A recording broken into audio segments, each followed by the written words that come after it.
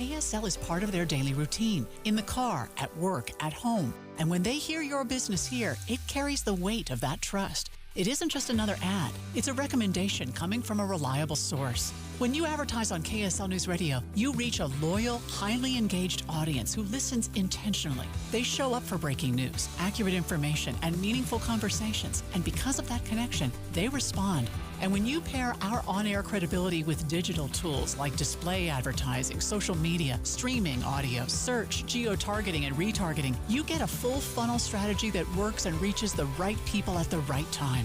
Get marketing that truly moves the needle. Partner with the voice Utah trusts. KSL. Learn more at kslnewsradio.com/advertise. A warning on cryptocurrency kiosk scams from AARP Utah. Scammers are getting smarter, and Utahns are paying the price. Criminals are using cryptocurrency ATMs to commit fraud, stealing people's retirement savings and costing Utahns millions of dollars a year. Many scams start with an unexpected call, text, or email from someone claiming to be a trusted source, like your bank, a business you use, or even law enforcement. They'll tell you there's an urgent problem and instruct you to take cash to a crypto kiosk or ATM. They may even stay on the phone pressuring you to act fast and keep it secret. But once you feed cash into a crypto ATM, it's converted to cryptocurrency and sent to the scammer's wallet, and it can be almost impossible to recover. Remember, no legitimate organization will ever ask you to pay with cryptocurrency. Learn more at the rising cost of cryptocurrency scams by visiting aarp.org/UT. A message paid for by AARP Utah. All in together now, we can make it better. Can we do it? We rope it up. Cause we know how to jump. Moving and eating better every day can help make you and your kids healthier. Search We Can online to find out more. A message from the Ad Council, HHS, and NIH's We Can program. You are listening to Midday. I'm Maria Shilaos. The first State of the Union address in President Trump's second term now in the rearview mirror. For nearly 2 hours last night, Mr. Trump spoke about the strength of the economy under his administration and highlighted what he coined the golden age for America. News Nation's Kristen Eskow reports. It was the longest State of the Union address ever, clocking in at 1 hour and 48 minutes. President Trump discussed several items on his policy agenda and criticized Democrats for their lack of support. The state of our union is strong.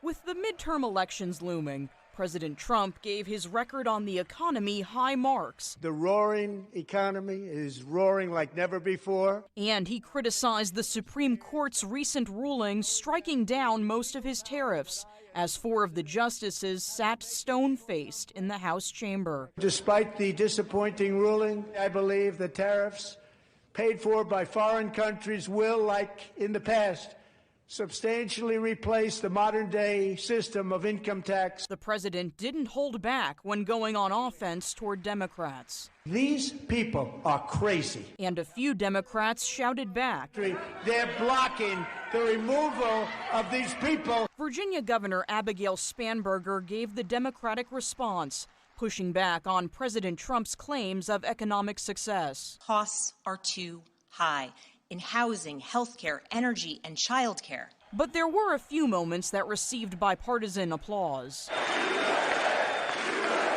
President Trump presented the Purple Heart to the National Guardsmen who were shot in Washington, D.C., and he awarded 2 Congressional Medals of Honor. Chief Warrant Officer Slover, with our nation's highest military award, Captain Royce Williams, with his Congressional Medal of Honor. President Trump also addressed Iran amid the ongoing nuclear talks and the escalating U.S. military presence in the region. He says he still prefers to use the diplomacy route and wants to strike a deal with Iran so they don't have a nuclear weapon. In Washington, I'm Kristen Eskow. One thing the president really hammered on in his speech was the economy. Let's go more in depth on what he said and how Americans are feeling about the economy with News Nation's Alicia Neves. You look at Wall Street, it's been a good year for them. Major averages up anywhere from 13 to 18% during the first year of the Trump's presidency. It's really Main Street where it gets a little bit trickier. After just 1 year, I can say with dignity and pride that we have achieved a transformation like no one has ever seen before and a turnaround for the ages. It is indeed a turnaround for the ages. A year into his presidency, Trump hammering home his message that the economy is doing well. But an AP Norc poll shows the majority of Americans polled disapprove of how the president is handling the economy. Pew Research found there are three key economic concerns for Americans: healthcare, food, and housing. But in 12 months, my administration has driven core inflation down to the lowest level in more than 5 years. And in the last 3 months of 2025, it was down to 1.7%. Compared to a year ago, inflation is slightly down. But the data shows over the last 5 years, the inflation rate has been at or lower than last month's 2.4% at least half a dozen times. Gasoline, which reached a peak of over $6 a gallon in some states under my predecessor, it was quite honestly a disaster, is now below $2.30 a gallon in most states. According to AAA, there is no state with gas averaging that low, but prices have fallen during the president's term. The national average price per gallon was $3.12 on Inauguration Day and $2.95 on Tuesday. Mortgage rates are the lowest in 4 years and falling fast, and the annual cost of a typical new mortgage is down almost $5,000 just since I took office. This week, mortgage rates did dip to the lowest average since 2022, but it was driven in large part by lower Treasury yields, which have dropped over investor worries of a trade war. And while mortgage rates are down, so is GDP, a key measure of the health of the economy. Unemployment is also slightly higher than this point last year. And according to the Bureau of Labor Statistics, the Consumer Price Index was up 2.4%, which means many saw an increase to things like grocery prices and utility cost during the first year of President Trump's second term. That is News Nation's Alicia Neves there. Senator John Curtis put out a nearly 4-minute video after the speech praising President Trump's honoring of military service members and veterans. He says he also appreciated the president's calls to end political violence. The senator also praising the president's handling of the economy, saying the policies enacted by President Biden continue to hurt Utahns. The president is putting the economy front and center. And I know Utahns are feeling the pressure from rising costs of living. I know my family and my kids are. Prices were unfortunately made permanently high by the reckless policy decisions of the previous administration. But with inflation now at its lowest level in 5 years, wages up, taxes down, and a pro-business regulatory environment, families will see the stability and price certainty they deserve.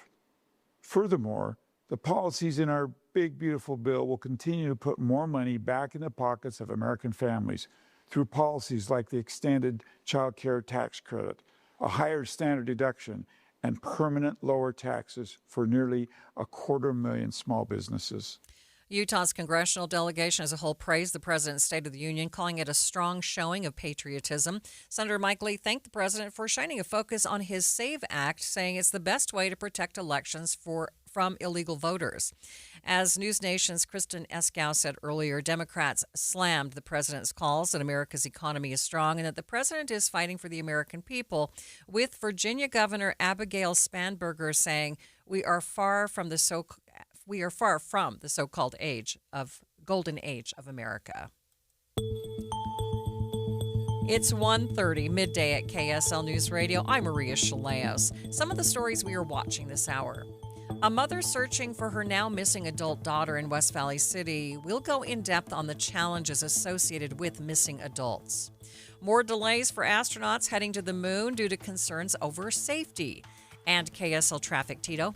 Still rolling along, no major issues on any of our major valley freeways. Maria? Still a good chance of showers across the Wasatch Front this afternoon into this evening, but then it looks like it's going to be nice and dry for the next few days until we reach Sunday, where we again have a 30% chance of showers. It's 1:30. ABC News, I'm Michelle Franzen. The top Democrat on the House Oversight Committee accusing the Justice Department of illegally withholding Jeffrey Epstein records, including documents by a woman accusing Donald Trump of sexual assault years ago. Here's ABC's Jay O'Brien. It's unclear what exactly is in these withheld records and why they were withheld in the first place. Trump has repeatedly denied any wrongdoing and knowledge of Epstein's crimes. In a social media post, the DOJ said the committee Democrats were misleading the public, writing that all required documents have have been produced unless a document falls within one of the following categories: duplicates, privileged, or part of an ongoing federal investigation. Oversight Democrats, though, are pledging their own inquiry into this matter. The Cuban embassy in the U.S. announcing Cuban border guards fired on a U.S. registered speedboat from Florida that entered Cuba's territorial waters today, killing 4 people and injuring 6 others. No word yet on who was on board the vessel. On Wall Street, stocks are up in afternoon trading. This is ABC News. KSL's top local story: backlash is growing over a deleted post from a leader in Utah's college Republican group. Riley Beasley, vice chair of the Utah Federation of College Republicans, reacted to a federation message that read, "We must deport them all." Beasley wrote, "Every illegal out, even the kids," and paired it with a screen grab from Star Wars where Anakin Skywalker kills children. Now, the post quickly spread online before being taken down. Beasley told KSL he never meant to encourage harm. The Federation did not respond to our request for comment. Other local stories KSL is following: snowplows across northern Utah will be spending less time at red lights now that they have all been equipped with technology to get a green light at major intersections. KSL News Radio's Brianna Willis reports. Utah's Department of Transportation has been working over the last few years installing V2X technology in their snow plows and at stoplights. Spokesperson John Gleason says now all the plows in northern Utah have this tech, and they're working with police and other emergency vehicles so everyone can get where they need to go faster. You know, these are all emergency response type vehicles, and it's important that they get to where they're going so that we can all be safer as a result. It works by setting a detector at the traffic light, which can pick up when a plow is on the way. By the time the plow gets to the light, it should be green. Gleason says this will keep snow from piling up and give drivers more time for plowing instead of waiting at red lights. Brianna Willis, KSL News Radio. Taking a look at your money at this moment, the Dow losing a bit of ground. It's now up by only 289 points, sitting at 49,467. S&P up by 54. The NASDAQ up by 281 points. Traffic and weather together. It's brought to you by UCCU. Up to $500 for loan transfers. Love where you bank. Tito? We have a new accident. This is on eastbound Bangerter Highway at the I-15 junction in Draper. It's off to the right shoulder and doesn't appear to be impeding traffic too much. Tito Nani in the KSL Traffic Center. The updated 7-day forecast calls for still a good chance of showers this afternoon into this evening, but then dry through Saturday. On Sunday, though, a 30% chance of showers returns, and we are looking at highs in the 60s for the weekend. Right now, 57 degrees at the KSL Common Spirit Health Studios.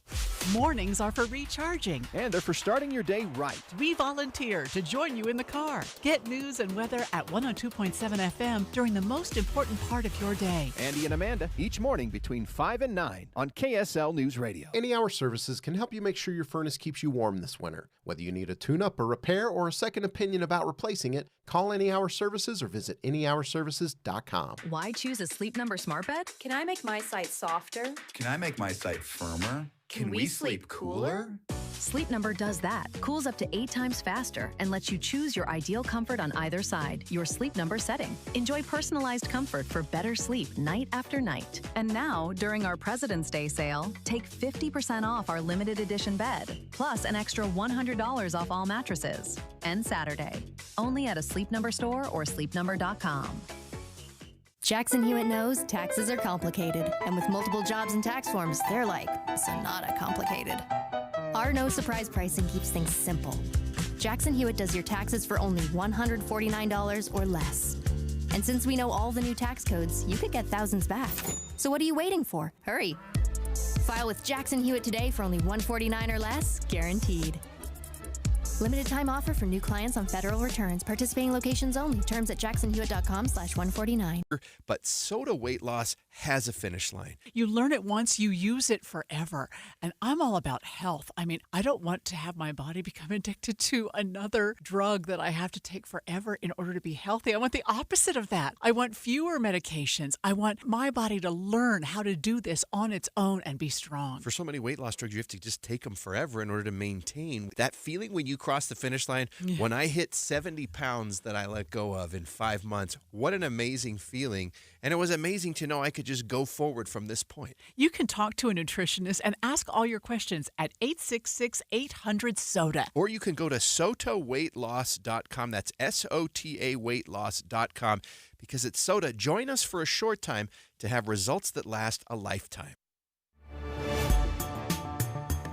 You are listening to Midday. I'm Maria Shilaos. The mother of a missing West Valley woman says that she's worried for her daughter's safety after last hearing from her on Valentine's Day. Jennifer Turner says her daughter Cheyenne called crying, saying she had to leave and she was going to be murdered. She then told her mother she would be leaving town with a man and that they were getting married. The next day, she got another call. She was crying. She was screaming. I heard the man yelling in the background.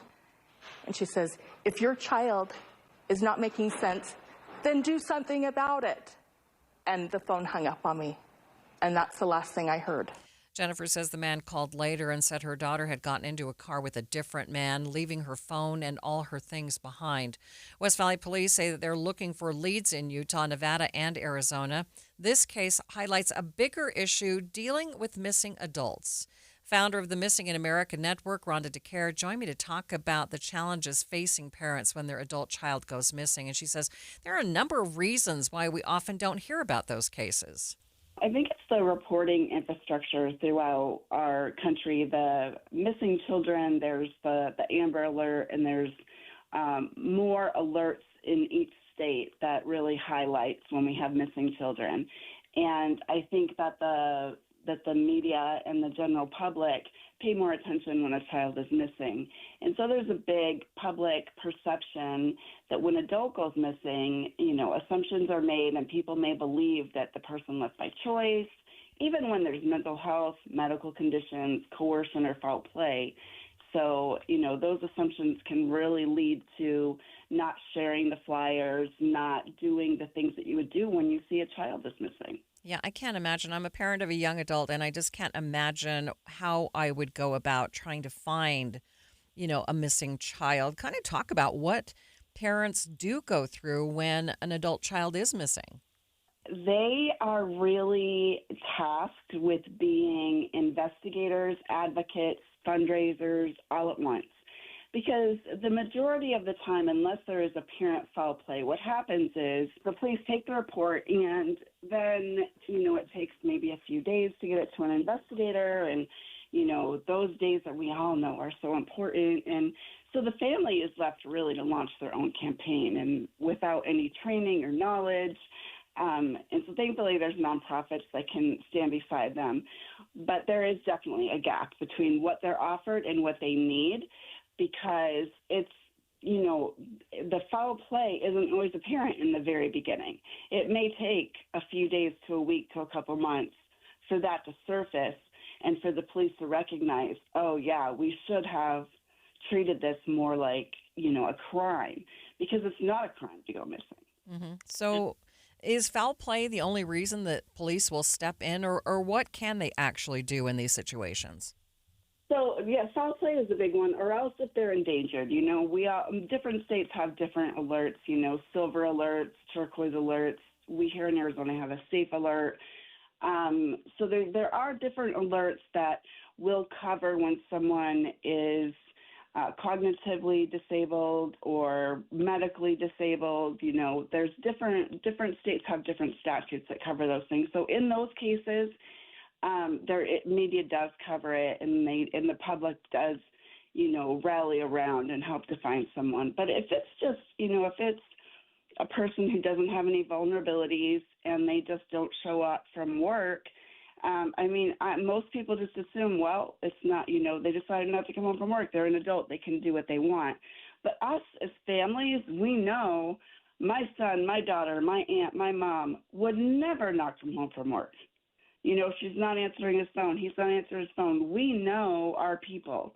And unfortunately, those cries for help sometimes are not loud enough, or they're not answered in the way we would like them to be answered. Any idea how many adults have been reported missing? I'm sure there's more than what have just been reported, but any idea how many there are? So if I remember correctly, the number every year for all missing people by the Department of Justice is around 600,000, and I think about half of those are children. So if we go with that number, 300,000, and I think if you break that down into at the end of, I don't have 2025 results yet, but at the end of 2024, I'm going on my memory here. I think there was something like 75 or 80,000 cases open. So that leaves me to interpret that as at any given time, we have about 75, 80,000 adults that are missing within our country. It's a lot easier to find the data and the statistics on children. We don't get it on adults. There's many national databases. Now we have NamUs, the National Unidentified Missing Person System, but not all of our missing people are entered into that, and a lot of times they're not entered into there until they've been missing for a year or more. Mm-hmm. We know that urgency is a big factor when somebody does go missing. So then how do these parents deal with that challenge when the police aren't going to act until they are sure that there's been foul play or some other sort of thing happening? I wish that every family knew that there's organizations out there to help them. They don't have to do it alone. On our website, we have a step-by-step what to do when you have a missing adult, and we have lots of other resources, and we will guide you through every step and try to help you through it. Setting up a campaign. There's organizations all over the country like ours that are nonprofits and will step in and help. The alternative to that is hiring a private investigator to help you. And that's not a bad idea, but I always caution families to really do their research and to make sure that it is a legitimate and ethical private investigator that they're working with. Right. Anything else we need to add that maybe I haven't thought to ask you? I just feel like every missing person deserves the urgency, the visibility, and the resources. And adults don't stop being vulnerable just because they turn 18. So when we close that gap and stand in it with the families, and we start to treat adults the same as we treat children, then we're going to save lives. So in any rate, it's going to be our communities that are going to come together, and we're going to help these families to find their missing loved ones. Rhonda DeCare is the founder of the Missing in America Network. If you know anything about Cheyenne and where she might be, West Valley City Police would like to hear from you. Midday continues in just 60 seconds. Jackson Hewitt knows taxes are complicated, and with multiple jobs and tax forms, they're like Sonata complicated. Our no surprise pricing keeps things simple. Jackson Hewitt does your taxes for only $149 or less. And since we know all the new tax codes, you could get thousands back. So what are you waiting for? Hurry. File with Jackson Hewitt today for only $149 or less, guaranteed. Limited time offer for new clients on federal returns. Participating locations only. Terms at jacksonhewitt.com/149.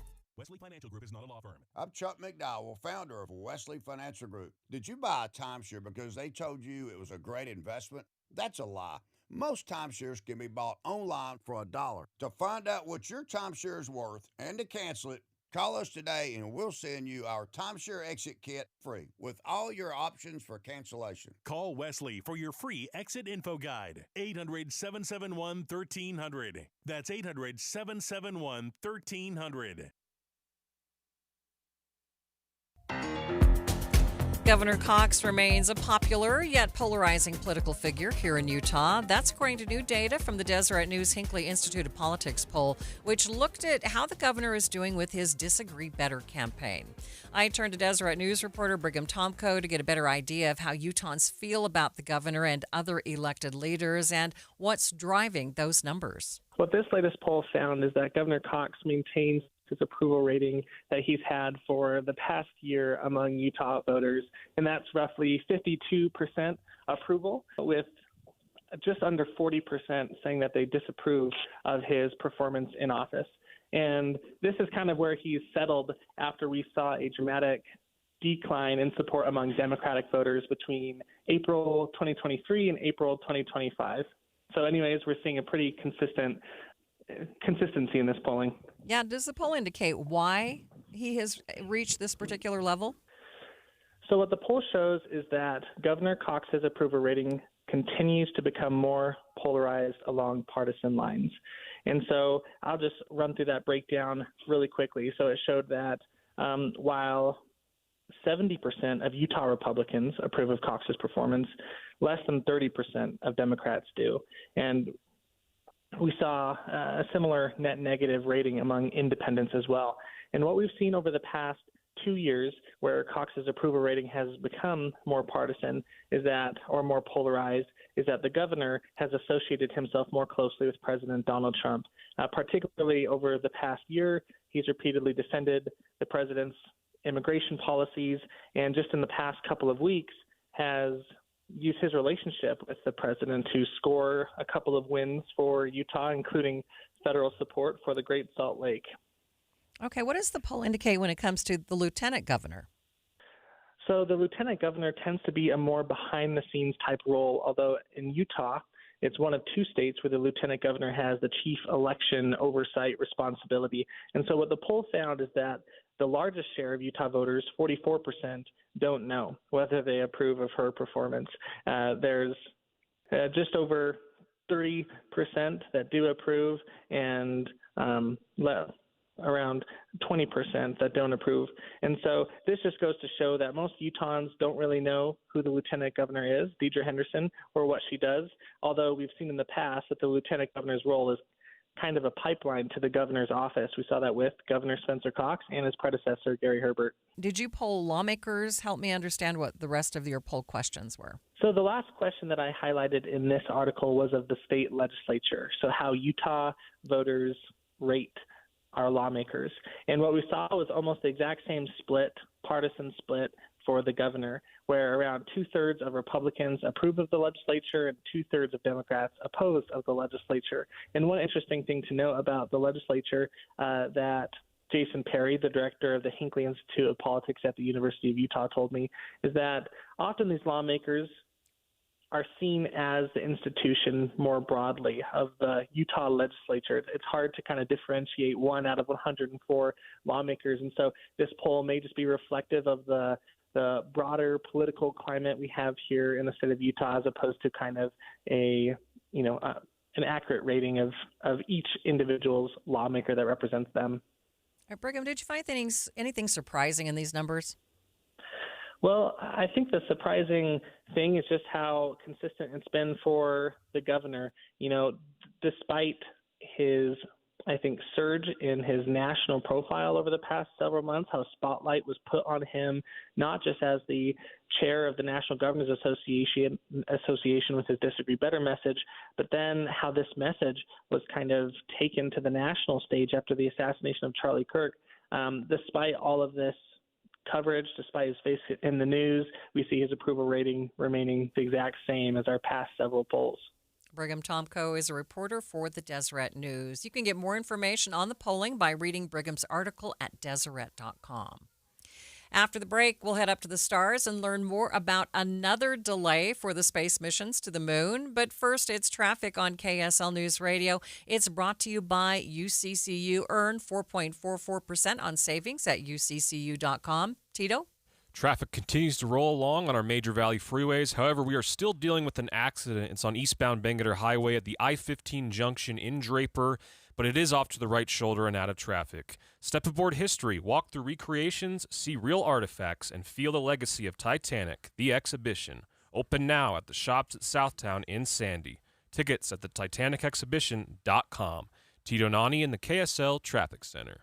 Want to win big this week? Head to KSL.com/win and enter to win tickets to Titanic the Exhibition. Step aboard history and experience the story of the legendary ship like never before, with real artifacts, immersive galleries, and powerful stories from the passengers and crew of the Titanic. It's easy to enter, and you could be our next winner. Don't miss your chance. Visit KSL.com/win right now and check out all our weekly contests. That's KSL.com/win. Hi, this is Doug Wright. I've recently seen 2 just delightful plays at Hale Center Theater. One is called Peter Pan Goes Wrong. When a local drama company stages Peter Pan, the stalwart thespians and crew face about any disaster or mishap that you can imagine, and their distress and their consternation fuels our delight and laughter. This is so much fun, and I challenge you not to laugh. And plus, my favorite radio station even gets a nod in this ill-fated production. And then, on the brand new Beehive stage, 2 local playwrights, Fox and Dietline, have a brand new musical, Hallmarked. It includes tidbits of every Hallmark movie plot you have ever seen. A young woman heads to Vermont to save a floundering reality cooking show, but she's determined not to be Hallmarked. You're going to love the play. You're going to love the music. Get your tickets at hct.org. Don't forget, Hunchback of Notre Dame coming up on March 9th. The Management Minute is a service of the MBA program and the Shingo Institute at Utah State University. I'm Professor Scott Hammond. This generation will experience more job turbulence than any generation previously. A recent study suggested that this generation may change jobs 10 to 15 times. Education can be a buffer to job turbulence, but it must be continuous. Just having a college degree helps, but formal and informal continuous learning will help you survive. Learn a new software, get a new certificate or master's degree. Be flexible, work at home, be willing to travel. Keeping your job involves looking over the horizon and seeing the needs of your company before they do. It does not require a crystal ball, just some analytic tools. An MBA can give you some of those tools and can help you see how to adapt to your company's needs and how to move on to the next opportunity when the time comes. Learn more about strategic career management with an MBA from Utah State University. Go to utahstatemba.com. I'm Scott Hammond. Hope to see you in one of our classes. You served behind the desk. You served in combat. You did 4 years and got out. You were drafted. You gave 20 years. You gave exactly what your country needed. And so did you.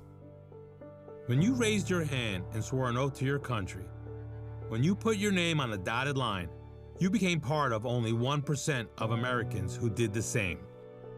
You are a veteran. You are a veteran.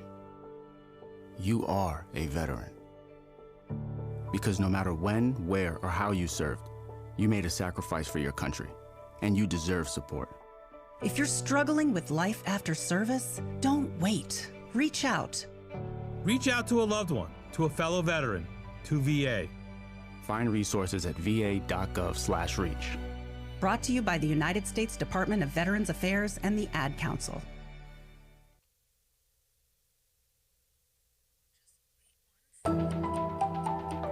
This is Midday. I'm Maria Shilaos. More delays in NASA's attempts to fly 4 astronauts around the moon. Today, NASA moving its grounded Artemis moon rocket from the launch pad back to its hangar for more repairs. The rocket has been on the launch pad for about a month in preparation for liftoff, but has encountered an ongoing series of problems. The latest rocket with a malfunction in the helium pressurization system. NASA's Solar System Ambassador to Utah, Patrick Wiggins, says that there are a lot of tests that need to be done to make sure the rocket is safe for humans. Unfortunately, it's a rather trying process of getting people to go back, not to land on the moon, that is coming up sometime in the future, but sending people around the moon, which, by the way, in part of their orbit around the moon, they'll be further away from the Earth than any human has ever been before. We, of course, have had humans that have gone to the moon, even landed. But, this one is going to go way beyond the moon and then come on back again. What has kind of hampered the process? Why does it take so long? I mean, we've been there before, right? Yeah, I know. Coming up with new technology, of course, you're always going to run into problems with new technology. Trying to not reinvent the wheel. Some people have said, well, we did it back in the 60s and 70s. Why can't we do it again? Well, we did it then, but we didn't do it as well as we'd like. And I have to admit, as big a NASA fan as I am, I think a lot of the reason we went back then was political. And we don't have that drive, I don't think. Although China is really, we got kind of a space race going here. But eventually they will get the kinks worked out, and we'll have people going to the moon. But, I was hoping for a launch. Well, it was supposed to have already happened, and then we were talking March, and now I think they're talking April. But let's face it, there's people on board. We don't want to take chances. We want to make it. It'll never be safe. I never say that space travel is safe, but we want to make it as safe as possible. And so we're taking our time, we're fixing the glitches, and then we go from there. Kind of describe what will be different about this moon mission. I mean, we talked about the technology has changed quite substantially. What will be different this go around? Well, this one actually is going to be very similar, in many ways, to the Apollo 8 mission that I still remember. I'm an old person. To where they launched and they went around the moon and then came back again without landing. It wasn't until 2 missions later that we actually landed on the moon. So I think this one is just kind of a shakedown run to make sure that everything's working the way that it should. But eventually, I think it's the one after this. If this one goes okay, then they're thinking of putting people on the moon. And the thing I like about the current idea is it's not, okay, let's go there, we'll pick up some rocks and come right back, which is what we did before. We got machines that can do that. But they're talking about putting people there semi-permanently and eventually permanently. I look forward to the day, and this is going to be kind of fun, to look at the moon with a telescope, and you won't see the people walking around up there, it's too small, but lights perhaps on the darkened portion of the moon that we can see from Earth.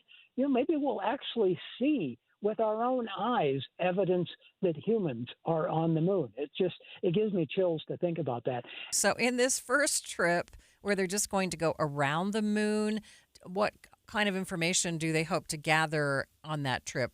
I like to call it, it's kind of naval, I guess, a shakedown cruise, to where you make the initial voyage and you do it. And by the way, some people don't know this. They're going to be going on a trajectory to where if something bad happens, and there's always that possibility, it'll come back on its own.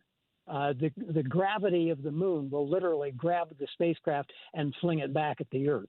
So that's kind of a stopgap measure. Of course, when we go to land, it'll be a whole different story. Then that won't be the case. But it's basically checking out the spacecraft to make sure that everything's working the way that it should, and that the crew is able to do it. I mean, you're going to have 4 people crammed inside this really kind of small spacecraft, and they're going to be up there for several days. And so the human part of it is going to be tested as well. So checking to make sure everything works, and then hopefully everything does, or at least enough of it does, that we can then start thinking about actually landing on the moon. How long does it take to get to the moon and back? It takes a few days to get there. It's not like Star Trek, where you can go someplace almost instantaneously. You can't beam them up, huh?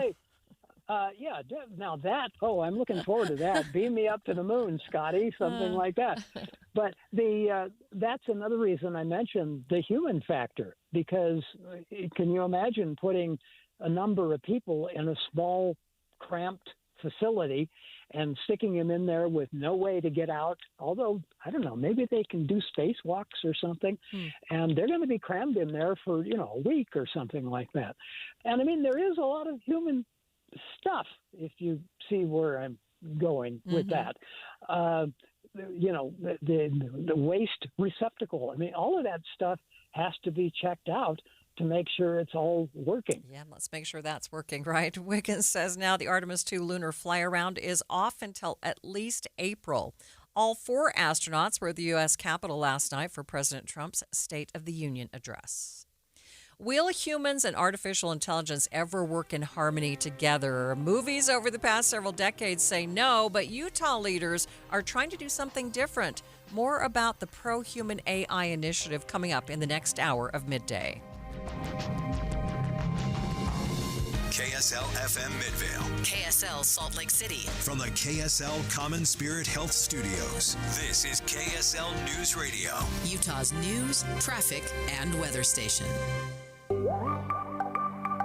The Salt Lake County Council taking another look at child care. The council voting to look at more options to provide the care after the county-run facilities close in May. The proposal would likely only help low-income families. The existing clientele who are using the daycare programming probably won't be the ones that are targeted for a low-income population. Advocates saying the county shouldn't abandon middle-income families. Making this sound like it was a bunch of well-off families who were just sending their kids there because it was a deal, and it's not the case. The time is 2:00 on Wednesday, February 25th. It's midday. I'm Maria Shilaos. Coming up, so what exactly is the county proposing? We'll get details. Also this hour, President Trump pledging to help save the Great Salt Lake. What are state leaders doing right now to also help save the lake? But first, our top stories.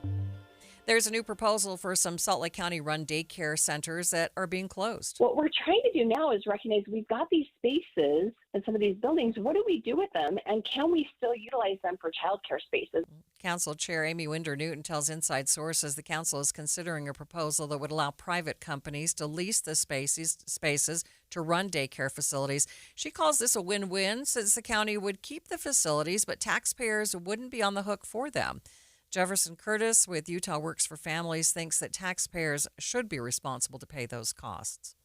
Our top national story from ABC News. The top Democrat on the House Oversight Committee is accusing the Justice Department of illegally withholding Jeffrey Epstein records, including some he says are tied to a woman who accused President Trump of sexual assault when she was around 14 years old. It's unclear what exactly is in these withheld records and why they were withheld in the first place. Trump has repeatedly denied any wrongdoing and knowledge of Epstein's crimes. In a social media post, the DOJ said the committee Democrats were misleading the public, writing that all required documents have been produced unless a document falls within one of the following categories: duplicates, privileged, or part of an ongoing federal investigation. Oversight Democrats, though, are pledging their own inquiry into this matter.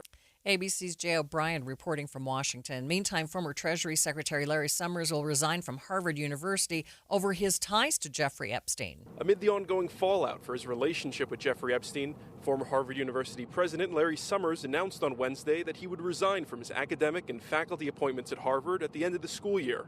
Summers has been on leave since November, when he said he was deeply ashamed about his years-long relationship with Epstein. Peter Haralambous, ABC News. Taking a look at your money at the close, the Dow up by 307 points, ending at 49,482. S&P up by 56. The Nasdaq up 1.25%, up 288 points. Traffic and weather, it's brought to you by UCCU. Direct deposit gets you $300. Love where you bank. Here's Tito Nani. Good speeds and a clear drive continue this hour on I-15, 215, and I-80. However, we are seeing some continued road work at 3rd East and 31st South in South Salt Lake that is slightly impeding traffic. The Good Feet store, supporting you with comfort no matter what the day brings. Find the location nearest you at goodfeet.com. Tito Nani in the KSL Traffic Center. The updated 7-day forecast says there are still a few showers hanging around today and tonight, and then tomorrow, Friday, Saturday, not a chance of rain, but then that chance returning on Sunday with a 30% chance. Right now, 57 degrees at the KSL Common Spirit Health Studios.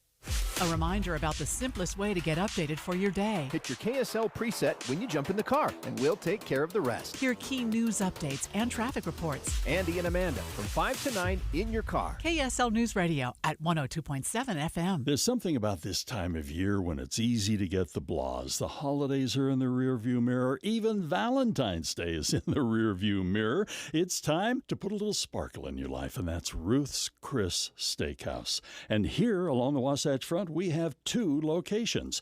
Hotel Park City. If you're up enjoying a day of skiing, wrap up that day with a delicious meal at Ruth's Chris Steakhouse. And then, of course, there are great fun activities that are happening in downtown Salt Lake City, sporting events, movies, you name it. And again, right there at 275 Southwest Temple, there's a Ruth's Chris Steakhouse waiting for you.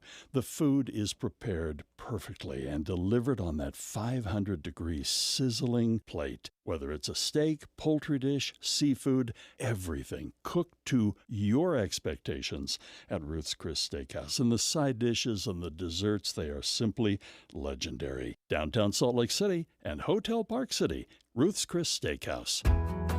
I want more from my checking account. That's why I have Dream Rewards checking from Cyprus Credit Union. I earn points for making everyday purchases, paying my loans, even building my savings. Those points get me awesome rewards like cash back, gift cards, travel, and more. I'm making my everyday spending work for me. Learn more at cypruscu.com. Cyprus Credit Union, your future is our future. Insured by NCUA.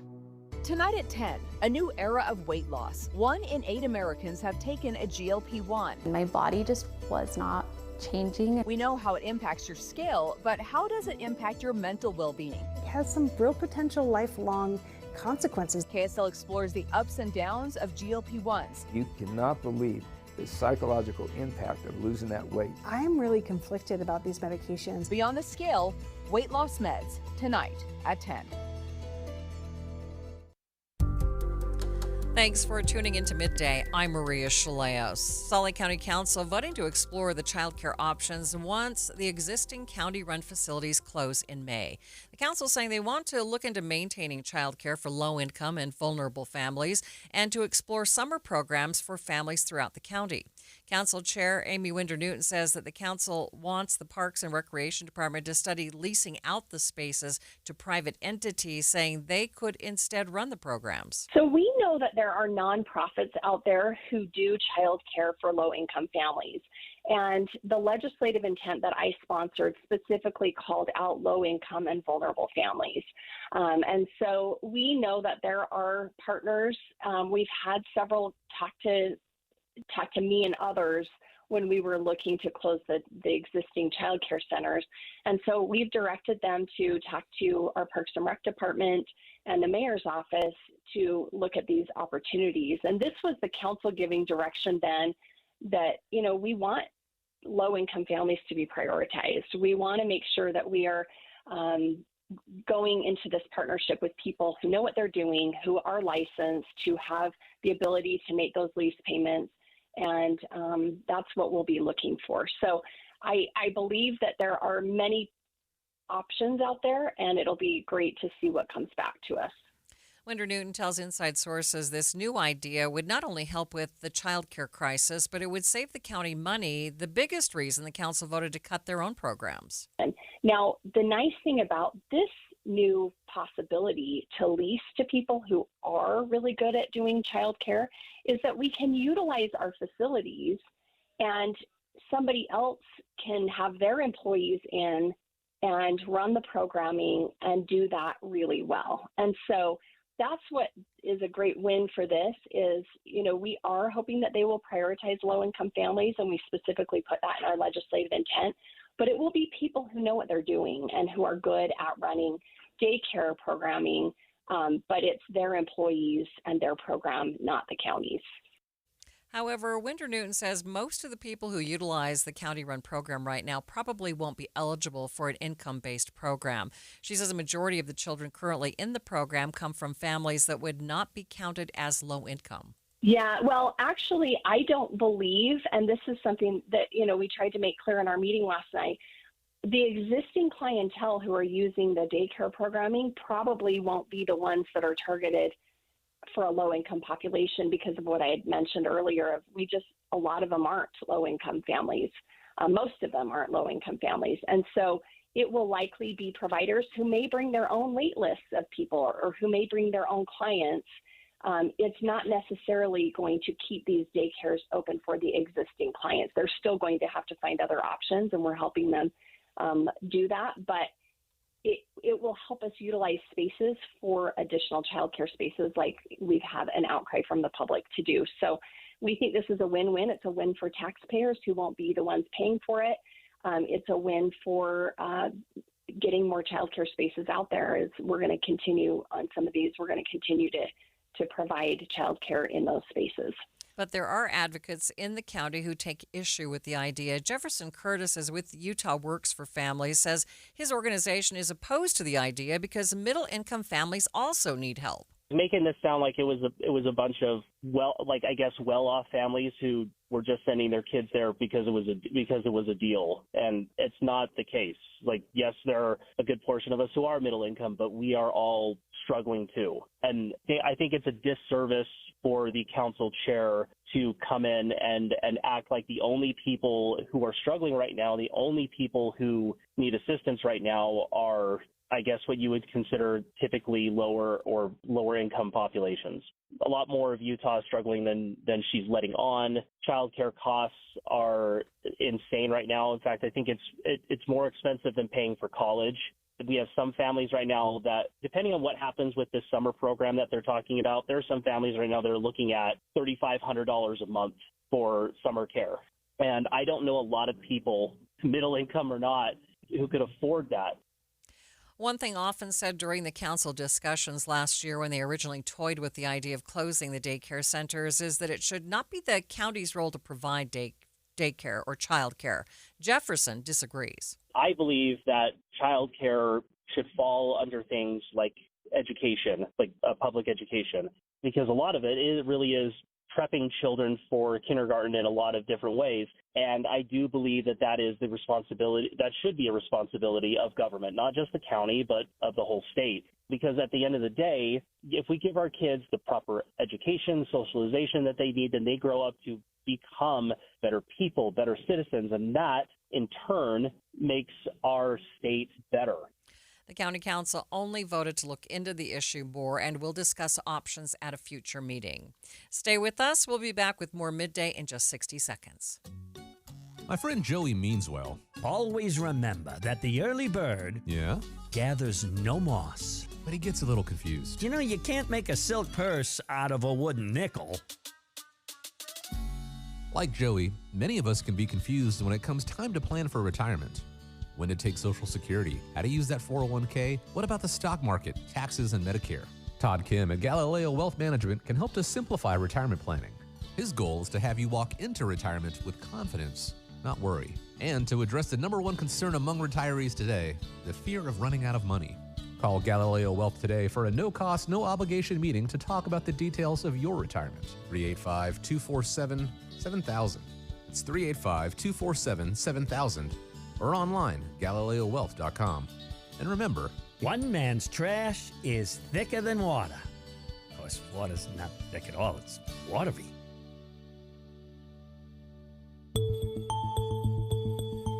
President Trump pledging to make the lake great again, the Great Salt Lake, that is. The president posting his support over the weekend. Now Governor Spencer Cox is sharing more of his conversations with the president about what it will take to save the Great Salt Lake. I spoke with KSL.com reporter Carter Williams to get details. Well, at this point, we still don't know exactly what will happen in terms of what this pledge is, how does that translate to projects, all that different stuff.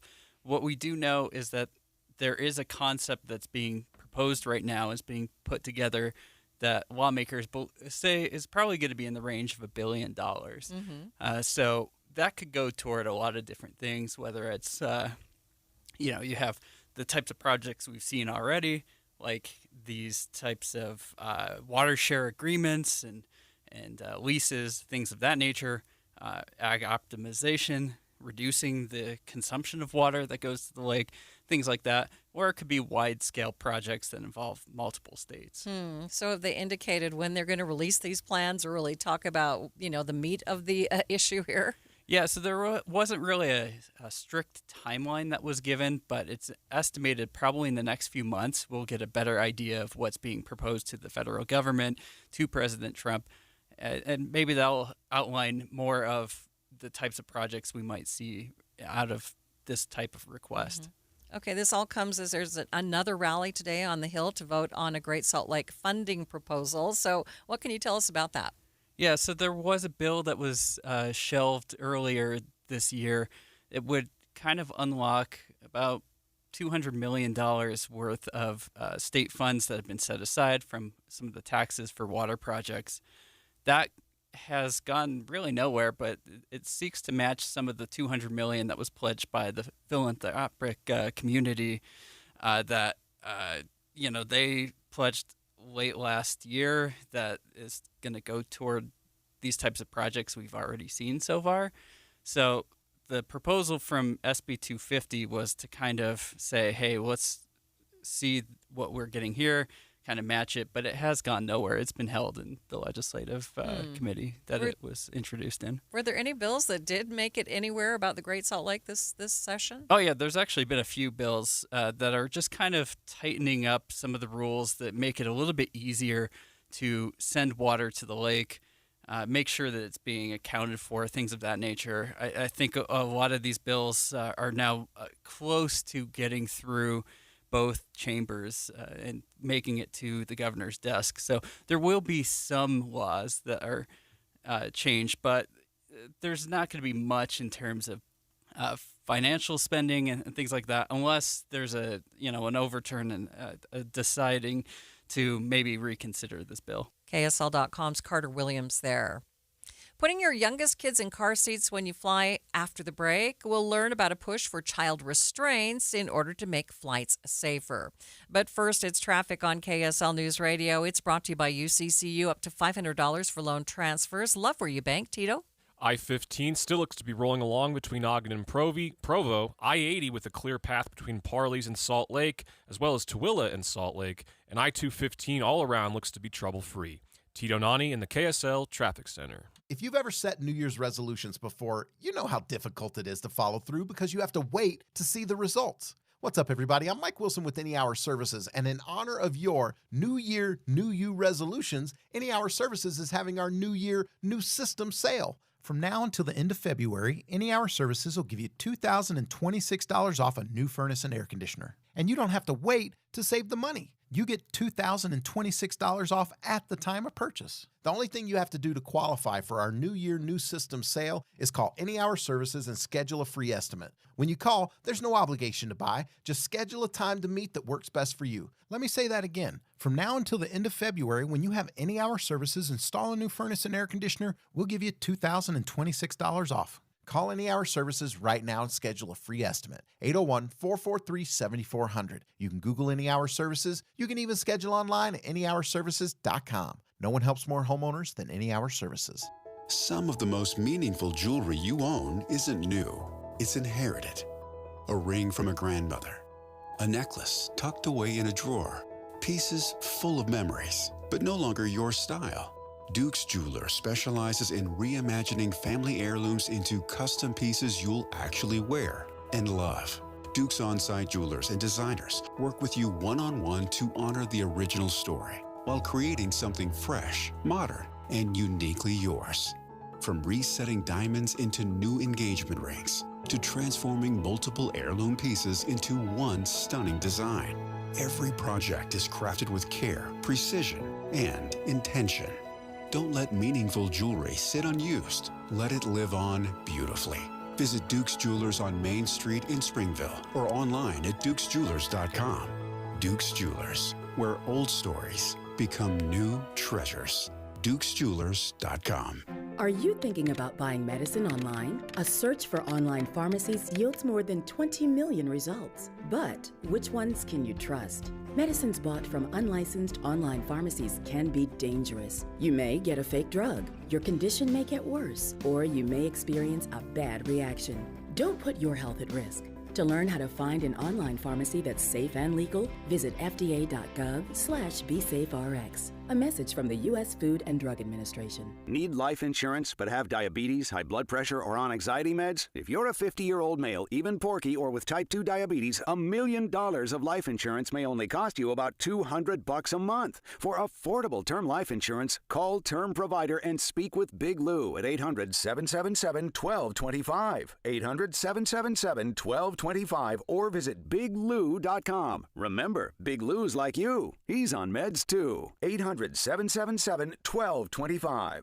Finding great candidates to hire can be like, well, trying to find a needle in a haystack, but not with ZipRecruiter. Its powerful technology actively finds and invites qualified candidates to apply to your job. So while other companies might deliver a lot of hay, ZipRecruiter finds you the needle in the haystack. See why 4 out of 5 employers who post a job on ZipRecruiter get a quality candidate within the first day. Try ZipRecruiter for free at ZipRecruiter.com/free. That's ZipRecruiter.com/free. ZipRecruiter. The average text takes your eyes off the road for about 5 seconds. At highway speeds, that's enough time to travel the length of a football field. Stop texts, stopwrecks.org. Brought to you by the National Highway Traffic Safety Administration and the Ad Council. As veterans, we're no strangers to helping others. It's what we were taught, trained, and told to do. It could be for anything. Helping a friend move. Listening to a fellow veteran for hours. At any hour of the day. Or just simply making time for people. A neighbor, a loved one, or even a stranger. We're often the first to help others. There's no question about it. But we do have one question for the veterans listening. When was the last time you reached out for help? Perhaps it's time to do for yourself what you would do for others. If you or someone you know needs resources, whether it's for stress, finances, employment, or mental health, don't wait. Reach out. Find more information at va.gov/reach. That's va.gov/reach. Brought to you by the United States Department of Veterans Affairs and the Ad Council. You are listening to Midday. I'm Maria Shilaos. Can humans and artificial intelligence coexist peacefully? Movies from the last few decades would disagree, but here in Utah, state leaders see things differently. Utah now has a new task force charged with ensuring the state leads the nation in developing artificial intelligence and solving human problems that come with it. Director of the Utah Department of Commerce, Margaret Bussey, says, "We can't wait for the future to happen to us." There's incredible amounts of anxiety along with all the excitement. And so what we wanted to do here in Utah is say we are going to define our own path for AI, and it is going to be pro-human. Some of the most virulent anxiety is really about being replaced. Is it going to replace me? And so with pro-human AI, we're saying we are going to roll this out in our state with human-guided values and human-enhancing values. And that's really what it's all about. And that will guide our work across 6 different pillars. One is workforce development, a huge thing that we're facing right now as we face potential widespread automation. We don't know how it'll roll out, but we think that might be coming. Industry, how do we infuse our values with industry innovation? State government deployment, making sure that services to our citizens are efficient, transparent, trustworthy. Academics, how do we really harness our academic researchers to solve moonshot challenges that are pro-human, that are things that we want to have solved, and not serving up, sexualized chatbots to our kids. Learning and education, making sure that we are keeping human agency at the center of the classroom. And public protection, how are we making sure that we are putting the guardrails in place that people can feel trust towards this technology and not afraid? Bussey's department and the Governor's Office of Economic Opportunity are working in tandem in this area. Bussey and Jefferson Moss with the Governor's Office of Economic Opportunity explained the initiative on Inside Sources this morning. Moss says the state isn't waiting for the federal government to act on AI before putting in place safeguards. I think even as we've had this conversation at the federal level, it's been acknowledged that Utah really has taken the right approach in terms of providing the right guardrails, but also recognizing the potential that this can harness such amazing innovation. And that, I think, was the concern with some of these other states that were putting too many restrictions around AI to a point where we couldn't really benefit fully from some of the great things that this could offer. And so where Utah's done, I think, a very good job of building out a lot of credibility we are really putting those guardrails in the right place. But on the other hand, we know that AI is going to have a huge impact on the world. And that's an area that we get really excited about from the Governor's Office of Economic Opportunity is the innovation that can happen, but also the economic impact. I mean, Utah is already ranked as the #1 state in the nation for AI readiness. We have the highest tech job growth in the country, a $25 billion tech engine that's growing at 2.5 times the national average, faster than any other state. And we want to continue that incredible economic growth, but again, doing it in a way that aligns with human values. So some of the things we're doing is just aligning even our incentives around AI of trying to incentivize those companies that want to do AI the right way. He says they're already working to bring AI companies to Utah. It's one of our targeted industries. It has been for a while. We've been kind of tech, information, technology, but we think we have a unique opportunity in Utah where we have created, I think, the right regulatory environment. We're seeing companies express interest here that are coming from other states that are feeling, too much regulatory burden in other states, and are seeing Utah's approach. And so, yes, we absolutely are looking at this as an opportunity to bring other companies to Utah. The new task force plans to hold its first meeting this month. News of turbulent skies across the world have made the news over the past few years, and it can often feel like rough air is becoming more and more common. For families traveling, that can present some unique challenges, especially if you have a young child sitting on your lap. Leah Tuso is a child passenger safety technician. She held a conference today to teach parents about child safety on planes. Tuso says the most dangerous thing in the skies right now when it comes to your kids is that the FAA and the airlines still allow children under 2 to sit on an adult's lap unrestrained. She tells KSL that turbulence can definitely be dangerous for kids, but she says there are several other dangers from having your kids not buckled in when flying. Turbulence is actually a huge factor in, protecting children, right? So not only turbulence, we also want to mitigate the risk of in-flight injury from luggage falling or hot spills. And so we want to protect children the best that we can. And we know from decades of research and data that having a child in their own aircraft seat with an appropriate child restraint system is the best choice. Most parents with young children, those under 2 years old, often like holding their child on their lap during a flight because it means they don't have to purchase a separate seat. And as anyone who's ever flown will tell you, you can save quite a pretty penny by not buying another seat. Tuso says she completely understands buying a ticket for a seat is expensive, but she says this is such an important thing that she encourages people to find other ways to save money on their trips. Budget constraints are a real concern, and unfortunately, it's something that parents have to navigate.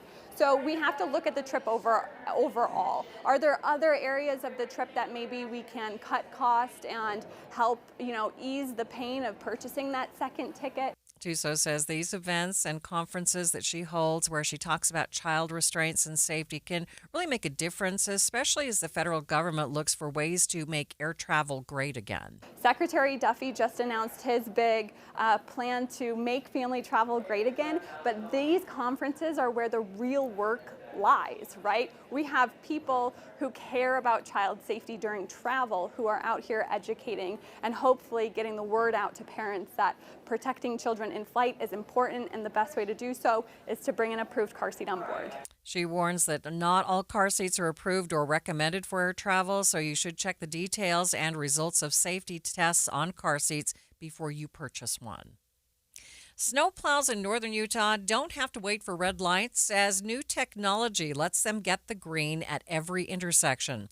The technology works by putting a signal detector at an intersection and putting tech in the plow that will send a signal out to the traffic light. If it's a road that we have concerns with plowing on, then we have that technology ready to go, and it's going to mean safer roads for all of us. Utah Department of Transportation Public Relations Director John Gleason says that they've been installing this technology over the last several years. Now, all 259 plows in northern Utah have the tech and over 1,200 traffic lights. Now, he says this keeps everyone on the road safer. I mean, the safety concern is when snow plows and emergency responders get caught at traffic signals and have to wait, because then the snow piles up. If there's an emergency that people are responding to, it takes longer, and so we're improving safety with this technology. Gleason says they are pioneering the technology, but this tech can be used for more than just snowplows. And we've been working with fire departments, police agencies, UTA to give their official vehicles this clearance as well, because these are all emergency response type vehicles, and it's important that they get to where they're going so that we can all be safer as a result. UDOT says when fully deployed, this tech will serve more than 90% of Utah's population. It's 2:30, midday at KSL News Radio. I'm Maria Shilaos. Some of the stories we are watching this hour. A new AI scam causing parents to worry that their children have been kidnapped. One living Utah organ donor spreading a mission of organ donation from some of the world's highest mountains. And KSL traffic, Tito. Looks like we have some lane restrictions due to road work happening on Pioneer Crossing in Lehigh. Maria? Taking a look at the 7-day forecast, looks like we have some drier weather ahead for tomorrow, Friday, and Saturday, but then the storms return on Sunday and Monday. 30% chance of showers for your Sunday. It's 2:30. ABC News, I'm Michelle Franzen. An official tells ABC News the Pentagon is giving AI company Anthropic until Friday to agree to the government's terms on how the military uses its technology, especially what the company calls hard limits around mass surveillance and autonomous weapons.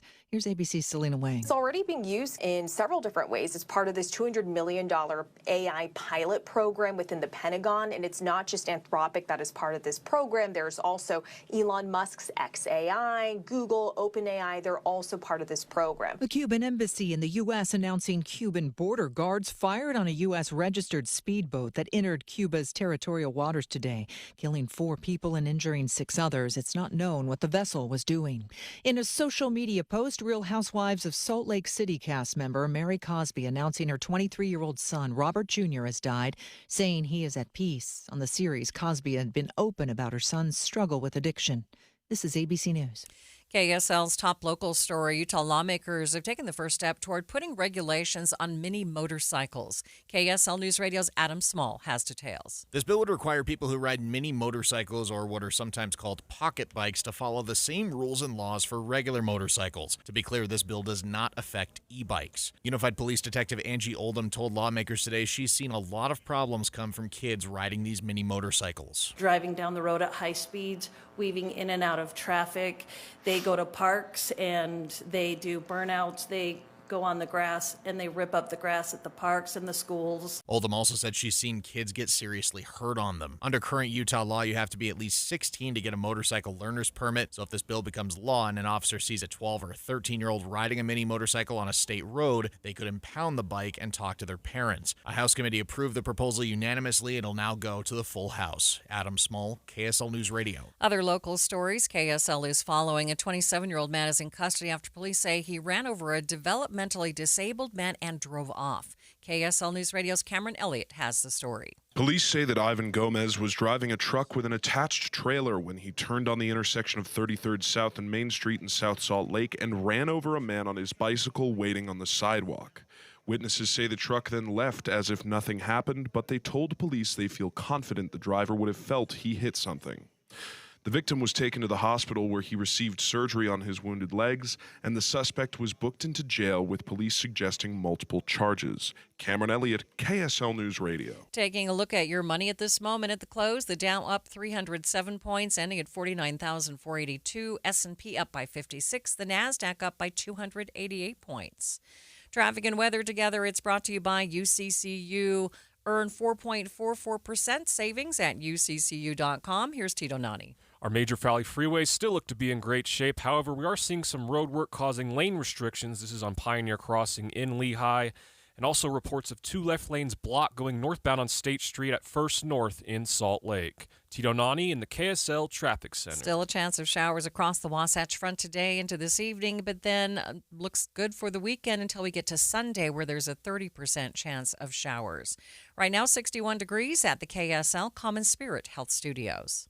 The source is where we get our news matters. When you listen to Utah's Morning News, we want you to feel the stories are important to you and trustworthy. This is Amanda Dixon. And I'm Andy Farnsworth. Join us weekday mornings on KSL News Radio. Jackson Hewitt handles your taxes and your stress.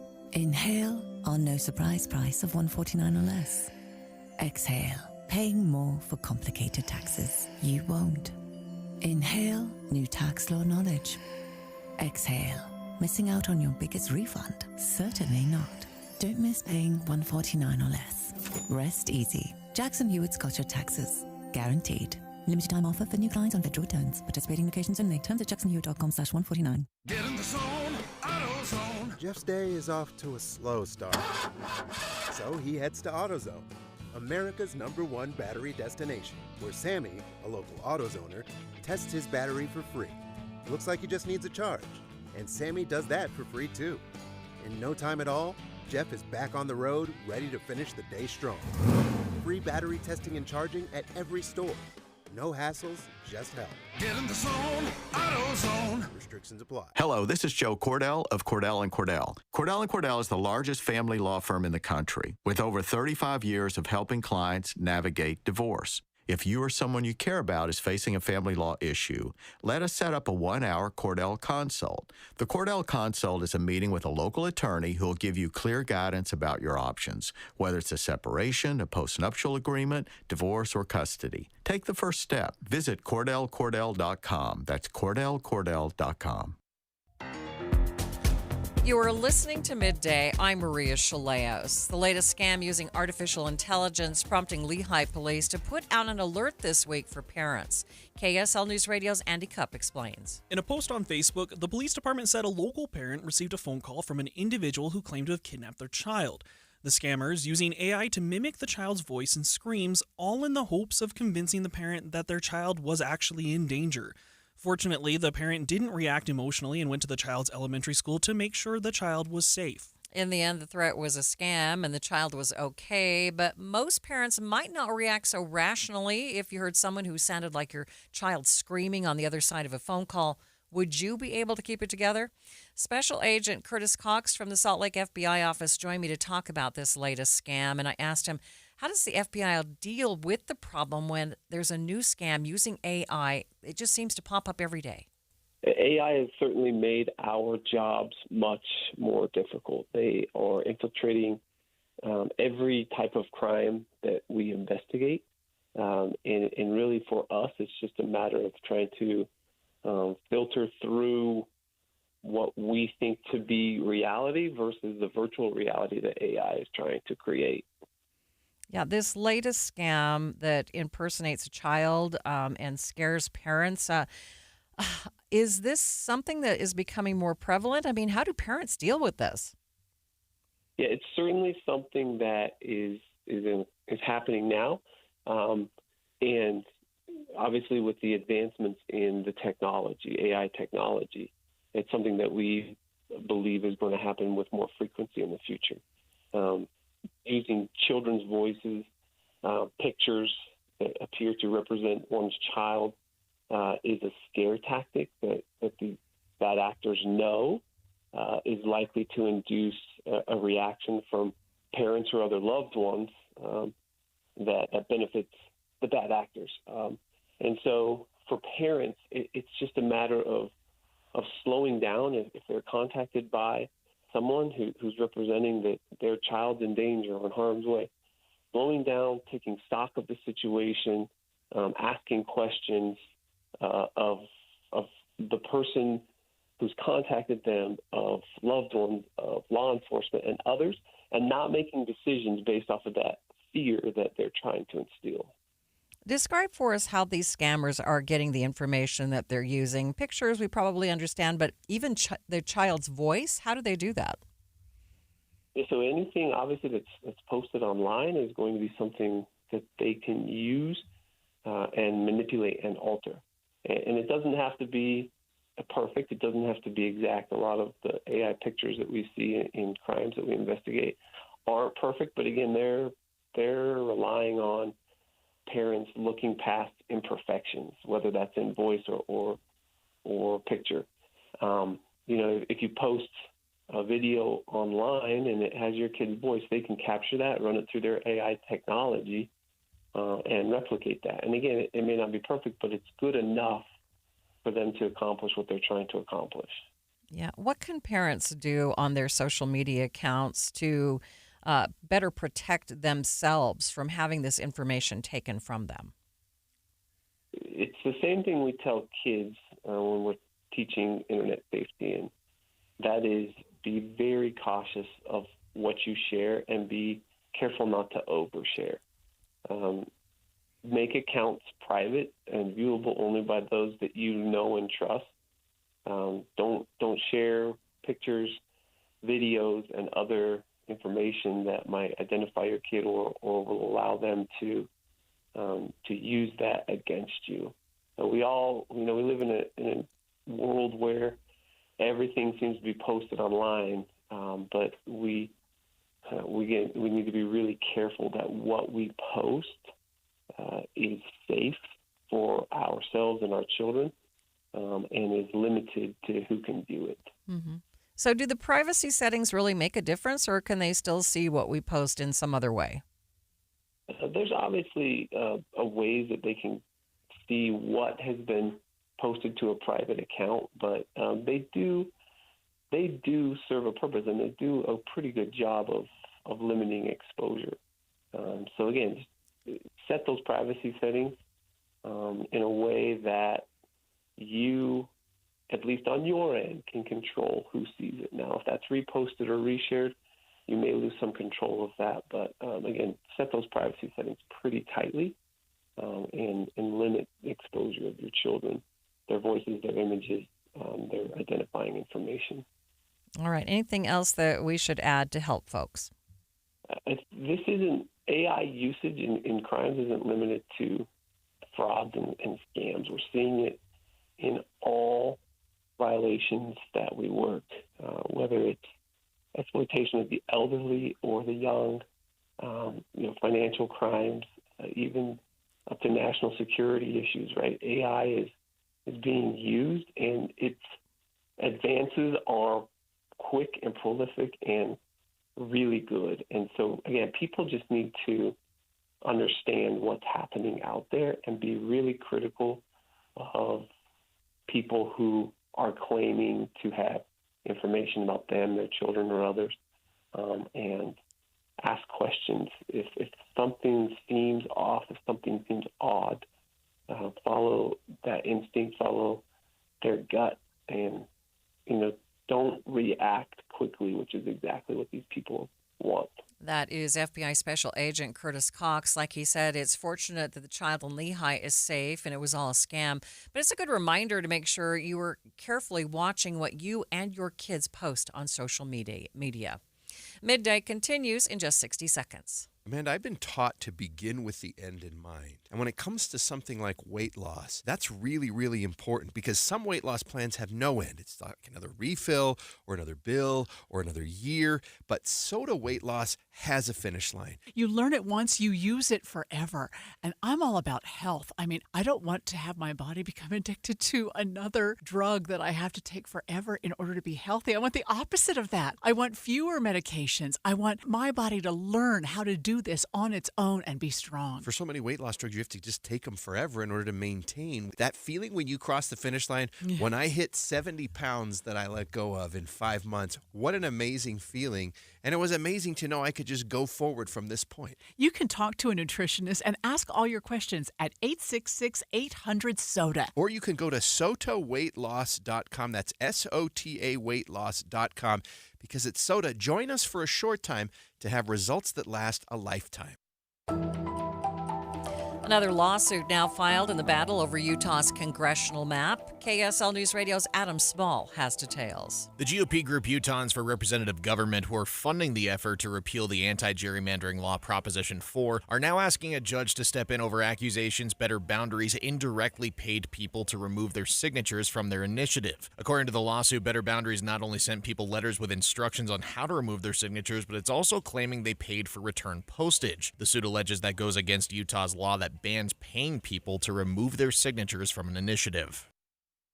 The executive director of Better Boundaries tells the Deseret News she believes this lawsuit is a desperate and shameful effort to prevent Utahns from exercising their rights. Taylor Morgan is the executive director of Count My Vote, a pro-signature gathering organization. He joined Inside Sources to break down this newest complaint and how the process for initiatives works when it comes to signatures. As of today, the Republican Party's repeal Prop 4 initiative is almost there, Greg. They have 140,662 verified signatures. That means they're only 86 signatures short of the required total. They currently have 14 Senate districts of the required 26. They still need 12 more. They're tracking pretty well, frankly. It looks as if they're going to meet the requirements, the signature number and the distribution requirement, to get this on the ballot. Now, getting that number, there's a required number in each of those 26 Senate districts. It is highly likely that they will only meet that requirement by a very small margin, which means the rescission or signature removal efforts by Better Boundaries is very, very critical to their ability to stay on the ballot. I think that is really the reason for this new lawsuit. We know that the group Better Boundaries, their political issues committee, has been mailing thousands of pre-filled signature removal forms to voters throughout the state. I expect them to heavily target voters who have signed in specific Senate districts once we know where those signatures have been met, in which Senate districts. So this lawsuit alleges that by putting a stamp and prepaying the postage on the return envelope for these pre-filled removal forms, the Republican Party is claiming that that is paying voters to remove their signature. Holly, I think I agree with you on this, that, I live in Salt Lake County, fortunately for me, and that means my by-mail ballot, the postage to return my ballot, is paid. It says right there on the return envelope, postage paid. Now, paying for my postage to return my by-mail ballot is not paying me to vote a certain way, right? So I think I agree with you on that. I think that claim is dubious at best. However, this claim about the pre-filled removal forms, I think there might be some merit to that. That gets messy when you start pre-filling voters' information on a removal form for them to sign and send in. Even more so, a concern is we know that the Better Boundaries organization is currently paying canvassers in the field to actually go and solicit removals from voters in various Senate districts. Now, it is illegal under Utah law to pay per removal. However, if they're paying those folks hourly, then that would be legal. So there's a lot of questions that need to be answered here, but ultimately this does come down to the very tight margins of qualification for the ballot across the state. Utah officials have until March 7th to verify signatures for the Prop 4 repeal. Gold medalist Clayton Keller will be back on the ice here in Utah tonight. We'll chat about his new success and how it could affect his performance this evening. But first, it's traffic on KSL News Radio. It's brought to you by UCCU. Direct deposit gets you $300. Love where you bank. Tito? Looks like we have two left lanes blocked going northbound State Street. It's at First North in downtown Salt Lake. But our Valley freeways look to be trouble-free as we make our way into the 3 o'clock hour. Tito Nani in the KSL Traffic Center.